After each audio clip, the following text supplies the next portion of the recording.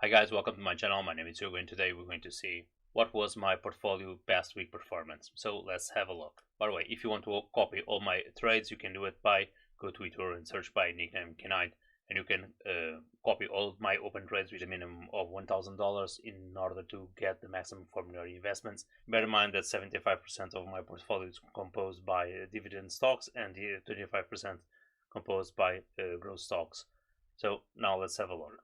The performance of my portfolio last week, we had a loss of around 2% with a crash on the markets. On the profit loss now we have around 2.45, which we had before around 4.35%, and in the past 12 months we reduced here from 15.8 to from 18 to 15.8, and from the last 12 months return we reduced from the 18% to 15.80% from this week. But although, as you can see here in a graph, we are still outperforming the performance of the US markets and UK market and Chinese market, where the Chinese market went down quite a lot during this week, and the only two markets that actually maintained and had increase was the Nasdaq, which is the American market. In terms of the US market performance, it went down 2.3%,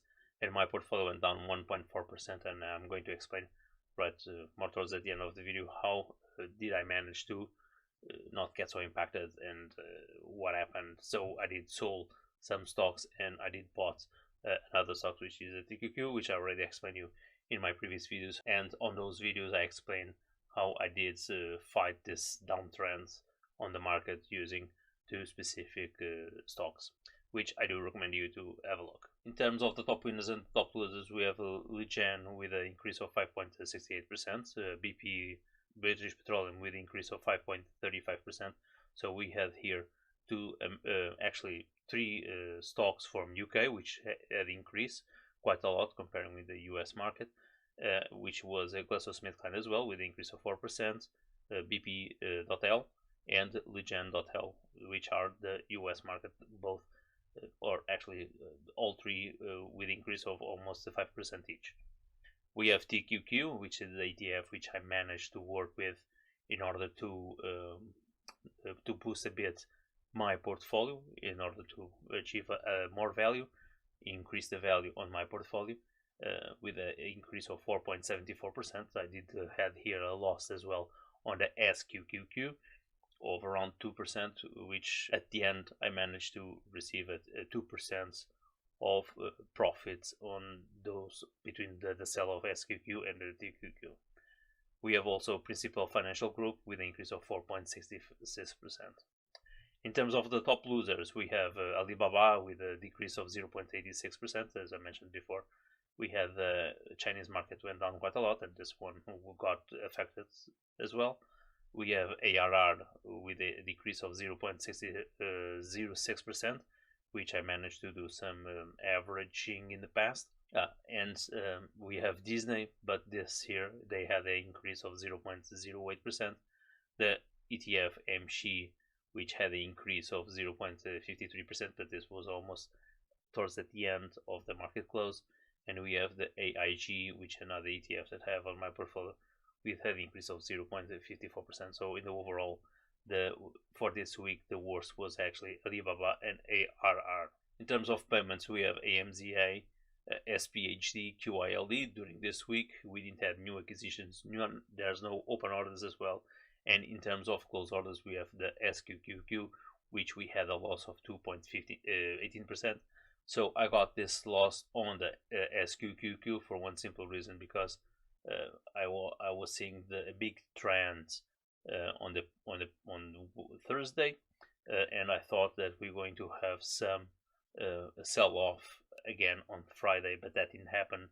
So instead of losing the money, I did put a stop loss, and that stop loss was around the 2.18% of loss, and I executed that order in order to shift into the TQQQ, which at the moment is at 5%. So in the overall, I'm at 3% of profit so far, and I'm hoping that the market will continue to go up although there's some analysis regarding the market that's going to go down for the rest of the week. And Monday probably I'm going to execute some orders on the TQQQ and SQQQ, which is going to be before this video come out, which you probably going to see on the next upcoming week. So, and in terms of average, I've done the TQQQ and the QYOLT, which were the two that I bought during this week. In terms of the top payers, we still have the SDIF as the top payer, and the top dividend hill we have ARR with an increase of from 13 to 14.67% because this stock went down quite a lot during this week, and the dividend yield has increased.